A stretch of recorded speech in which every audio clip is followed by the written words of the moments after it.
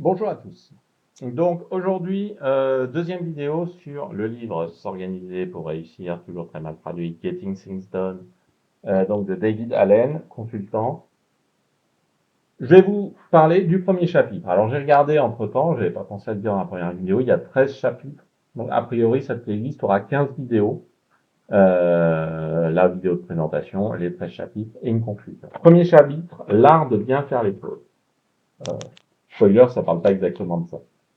Euh, Voilà, il va vous exposer un peu la problématique. Et ce chapitre, je le trouve déjà très intéressant, franchement. Voilà, donc l'art de bien faire les choses. Je torture un peu le livre, mais vous en faites pas, il est déjà tout pourri. J'ai lu plusieurs fois, et puis il était déjà un peu pourri quand je l'ai acheté. Déjà, pour commencer, je vais vous lire une citation, c'est le début. Même si l'on a une quantité phénoménale de travail à abattre, on peut rester détendu, productif et maître de la situation. C'est là une belle façon de vivre et de travailler, un excellent moyen d'atteindre des sommets d'efficacité et de rendement.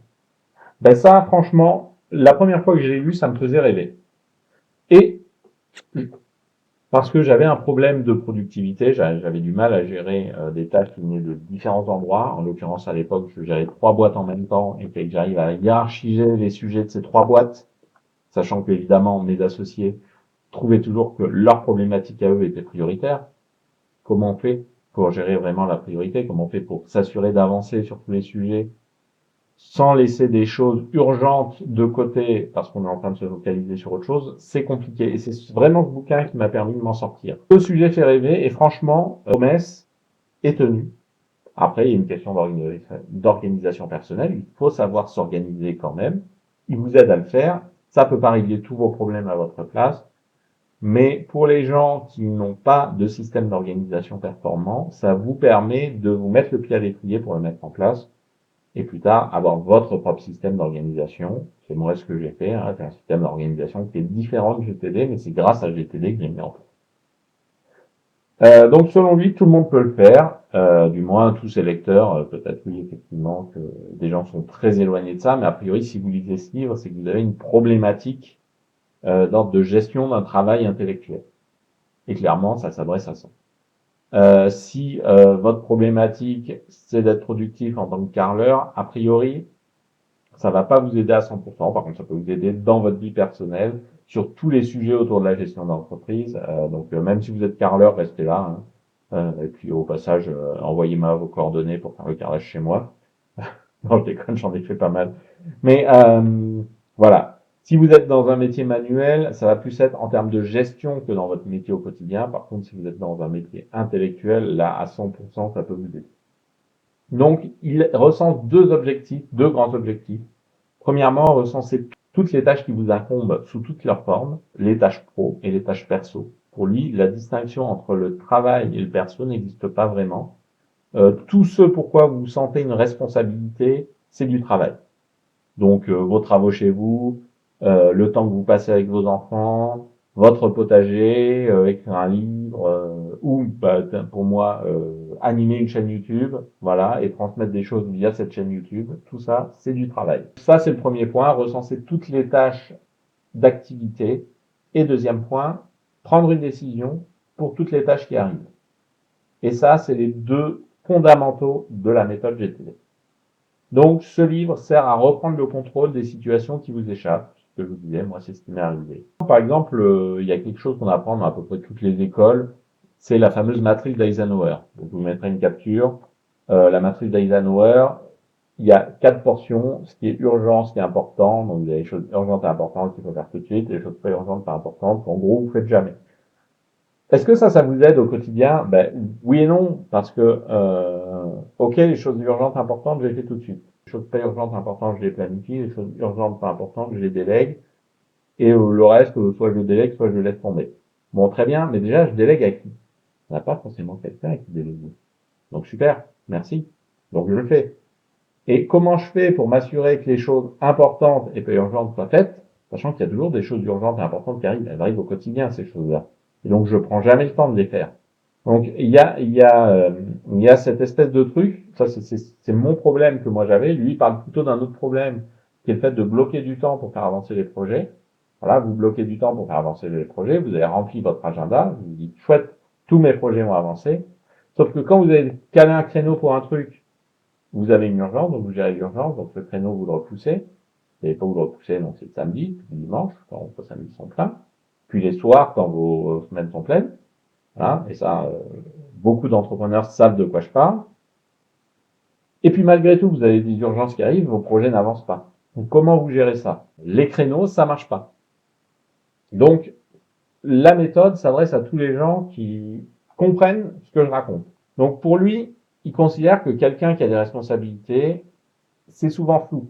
Et il y a souvent une problématique qui est que on a envie d'avancer sur les choses, on a envie de bien finaliser les choses, mais en même temps, on a toujours des nouvelles responsabilités qui nous arrivent. Et comment on gère les choses, comment on fait l'arbitrage entre le fait de peaufiner une activité où on a déjà fait 80% du boulot, mais on aimerait bien faire au moins 90%, voire 100%, et traiter de nouvelles problématiques. Voilà. Ça, c'est compliqué. Les modèles traditionnels ne permettent pas de gérer tout ça. Donc lui, il cherche à mettre en place un système qui soit à la fois performant pour gérer tout un tas de projets et toutes les responsabilités de long terme, mais aussi l'entrant, le quotidien, tous les petits trucs. Et je vous cite un autre passage du livre à ce sujet-là. Dans le monde du travail et de l'économie du savoir, il manque un élément, un système basé sur une série de comportements et d'outils cohérents qui fonctionnent réellement au niveau où le travail se fait. Allier la vision d'ensemble et la gestion des détails. Donc l'objectif de ce livre, plus précisément, c'est de vous mettre en conditions productives dès que nécessaire. Et c'est la suite de ce premier chapitre, c'est qu'est-ce que c'est qu'un mode productif? Pour lui, un mode productif, c'est quand vous êtes détendu, concentré sur ce que vous faites et capable d'aller très vite. Et ça, il n'en parle pas, lui, de la notion de charge mentale, c'est quelque chose d'un peu plus moderne, je pense, tout ce vocabulaire-là. Mais la charge mentale, c'est ce qui vous empêche d'être dans cet état détendu et concentré. Et ça, je pense que vous tous, vous l'avez vécu, encore une fois.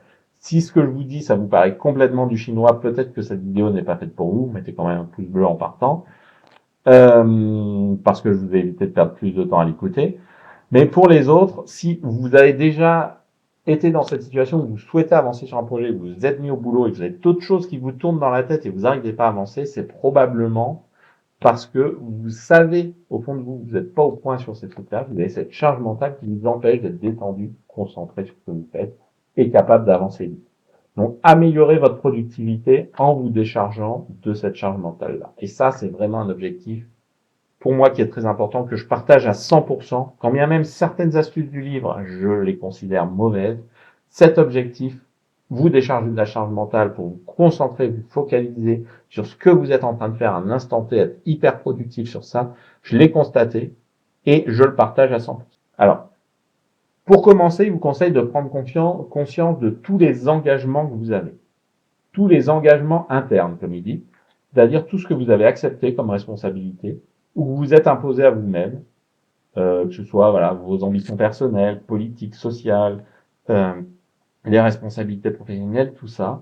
Voilà, le fait d'aller au spectacle de danse de votre fille, bah ça pour vous c'est important, c'est un engagement interne. Donc vous devez le répertorier dans votre méthode. Ça c'est ce qu'il vous dit. Moi, je le fais à moitié. J'applique un peu de méthode GTD pour gérer la liste de courses, voilà. J'ai une liste enregistrée à un endroit avec les différents endroits où je vais faire mes courses, par exemple. Ça, c'est un truc qu'il vous conseille de faire. Bon, il y a plein d'autres choses pour lesquelles je ne gère pas avec la méthode GTD, notamment les travaux chez moi. Bon, quand j'ai un moment de travaux, je m'occupe de mes travaux. J'ai pas besoin d'archiver tout ce qu'il y a à faire dans une liste numérique pour savoir que c'est une responsabilité que j'ai. Et j'ai pas de charge mentale particulière avec ça. Mais pour lui, il faut tout mettre. Donc, commencez par tout mettre. Et à la limite, faites comme moi. Moi, j'ai tout mis. Et puis, au bout d'un moment, les choses pour lesquelles j'utilisais pas la méthode, j'ai arrêté de le faire. Mais au début, j'ai tout mis. Donc, stockez tous ces engagements dans un système externalisé à votre cerveau pour y voir plus clair. En profiter pour prendre des décisions sur certains trucs. Voilà, il y a des trucs, vous dites, bon, non, ça, je le ferai jamais. Vous laissez tomber. Vous pouvez vous le mettre dans une liste. Il propose deux listes. Une liste à faire un jour peut-être. Et vraiment une liste non, j'abandonne. Voilà. Comme ça, vous savez que vous allez abandonner en connaissance de cause. Après tout, vous pouvez changer d'endroit. Vous pouvez vous dire, bah non, finalement, je l'abandonne plus. Donc, l'exercice qu'il propose, lui, c'est de choisir le projet qui vous tient le plus à cœur. Voilà, donc mettez la vidéo en pause, réfléchissez 5 minutes, marquez-moi le projet en commentaire. C'est pas du tout pour le référencement que je vous dis ça. Typiquement, moi en ce moment, le projet qui me tient à cœur, c'est pas un projet pro, c'est un projet perso. On est en train de refaire la cuisine, tout est fini, sauf le raccordement de l'eau à la fosse septique. Voilà, et donc ça, c'est un truc qui m'emmerde. Donc c'est le sujet qui me tient à cœur en ce moment. Bon, c'est quoi? Maintenant, vous notez en réponse à votre commentaire, quelle est la première action que vous avez besoin de faire pour réaliser ça? Et vraiment, première action toute simple. Ça peut être, moi je vais vous donner un exemple, ben voilà. Quelle est la première action que j'ai à faire pour avancer sur cette thématique? C'est de prendre mes outils. Tout simplement. Une fois que j'aurai pris mes outils, que je les aurai amenés sur le chantier, je suis sûr, je me connais, je suis sûr que je vais avancer. Donc, en tâche à faire, c'est sortir les outils pour le raccordement de la fossée. Voilà. Et à la limite, vous n'avez pas besoin d'aller beaucoup plus loin pour avancer sur une partie de vos projets. Est-ce que ça vous a allégé la charge mentale? Normalement, oui. Voilà, vous savez que vous devez le faire. À la limite, vous n'avez plus qu'à soit vous y mettre. Donc, je vous autorise à abandonner la vidéo si c'est pour vous lancer sur le projet qui vous tient le plus à cœur. Vous reviendrez plus tard. Allez-y. Sinon, vous notez le moment où vous allez le faire. Ou alors, plus tard, quand vous saurez que vous devez avancer sur l'ensemble de vos projets, ben vous saurez que ça, c'est un sujet important et qu'il faudra commencer par cette action. En fin de chapitre, il vous explique, là j'ai encore pris un peu d'avance, mais voilà, il faut que je vous parle un peu de mon expérience, donc je suis obligé de spoiler un petit peu les chapitres suivants. Vous stressez parce que pour tous les projets ou responsabilités, vous n'avez pas fait ces 3 choses. 1. Définir le résultat que vous cherchez à obtenir. L'exercice qu'on n'a pas fait ici parce qu'on vous a dit de réfléchir sur des choses, vous savez déjà le résultat que vous devez aller. Mais définir le résultat que vous cherchez à avoir, définir par quoi on commence, quelle est la première action, et noter tout ça, et ça c'est un autre exercice qu'on n'a pas fait, dans un endroit fiable auquel vous êtes sûr de revenir, et où vous êtes sûr d'être informé au bon moment s'il y a une temporalité dans votre projet. Quand vous n'avez pas fait ces 3 choses, ça va rester dans votre cerveau, donc alourdir votre charge mentale. Car oui, votre cerveau est un peu con, il vous le dit. Il fait des associations. Il va pas te rappeler des choses au moment où tu en as besoin, donc c'est un commentaire de moi, mais en gros, quand tu fais tes cours, tu vas pas forcément penser à acheter le truc important. Par contre, quand tu vas décharger les courses de la bagnole, tu vas dire, ah putain merde, j'ai oublié ça. Voilà. Et ton cerveau, il le sait, ce truc, mais il te le rappelle pas au bon moment. Moi, à titre personnel, c'est à ce moment-là, effectivement, quand j'ai commencé à tout répertorier, que ma charge mentale s'est vraiment allégée, que j'ai pu être beaucoup plus productif sur tout un tas de trucs. Après, il y a l'organisation du quotidien, on en reparlera plus tard. Donc, pour David Allen, ce qui est déterminant en termes de productivité, c'est pas tant que vous manquiez de temps. Si vous arrivez à avancer sur rien, c'est pas parce que vous manquez de temps, parce que vous n'avez pas de clarté dans les différentes actions que vous devez entreprendre pour les différents projets. Vous n'arrivez pas à avancer sur ces différents projets. Quand vous manquez de temps, vous avancez quand même sur quelque chose si vous êtes bien organisé. Il y a juste des projets que vous allez mettre de côté. Et dans ce cas-là, ben, il faut l'assumer. Et vous assumez que vous avez pris la décision. Moi, j'avais un prof qui me disait, dites jamais j'ai pas le temps, dites j'ai pas pris le temps. Et ça, c'est très vrai. Voilà. Vous considérez qu'il y a des choses plus importantes que ça. Et à la limite, quand vous êtes dans cette situation-là où vraiment vous n'avez pas le temps de faire tout ce que vous voulez faire et que vous les hiérarchisez, ben vous choisissez d'abandonner des choses. Et après, vous n'avez plus qu'à assumer. Oui, ça, je l'ai abandonné. Voilà. Bon. Après, à vous de voir ce que ça implique en termes de responsabilité par rapport à tous les gens que vous avez autour. Moi, typiquement, à titre perso, il y a des choses que j'ai abandonnées. Par exemple, je voulais faire de l'élevage. Je voulais faire de l'élevage, ça c'est un truc qui m'a toujours intéressé. J'ai un background de biologiste. Donc je voulais faire de l'élevage d'animaux parce que j'aime bien transformer la viande, j'aime bien dire voilà, ça c'est mon saucisson, etc. J'aime bien voilà manger des bonnes choses et je m'étais dit bah voilà, si j'élevais des bêtes, bah oui, sauf que j'ai laissé tomber, j'ai pas le temps. Effectivement, j'ai pas pris le temps, si vous préférez. J'ai pas pris le temps d'élever des cochons pour faire ma propre charcuterie. J'ai fait autrement parce que j'ai considéré que ce projet-là n'était pas prioritaire. Peut-être que plus tard je le referai. Voilà. Donc cette notion de manque de temps, c'est important. D'abord, faites le point sur tous vos projets. Faites le point sur tout ce qu'il faut faire pour les avancer. Regardez si vraiment, oui, vous arrivez à mener tout ça en parallèle ou pas. Et s'il y a des choses à abandonner, abandonnez-les. Mais abandonnez-les en prenant conscience que vous les abandonnez parce que vous faites des choses plus importantes. Et là, votre charge mentale, elle sera déjà largement déchargée. Pour lui, l'objectif, c'est de vider sa mémoire à court terme. Il compare ça à de la mémoire vive d'un ordinateur. Vous avez besoin d'avoir votre mémoire vive pour avancer et tout ce qui est pas important sur le moment, toutes les applications qui tournent et dont vous n'avez pas besoin, vous les fermez. Je trouve l'image pas mal, même si le cerveau marche pas exactement comme ça, mais voilà, vous voyez tous de quoi on parle. Fermez toutes les fenêtres qui servent à rien. Focalisez-vous sur l'outil dont vous avez besoin à un instant donné, et plus tard vous ferez le reste. Voilà. Donc, c'est tout pour ce premier chapitre. C'est déjà quelque chose, je pense, qui va vous permettre de bien prendre conscience. On verra comment le mettre en pratique la semaine prochaine. Si vous voulez prendre de l'avance, achetez le bouquin et dites-moi en commentaire que vous l'avez acheté et que vous avez réussi à prendre de l'avance. C'est top. Évidemment, je fais cette série de vidéos plutôt pour les gens qui viront qui les regarderont toutes d'affilée dans quelques mois. Si vous êtes parmi les premiers, désolé. Mais merci d'être là.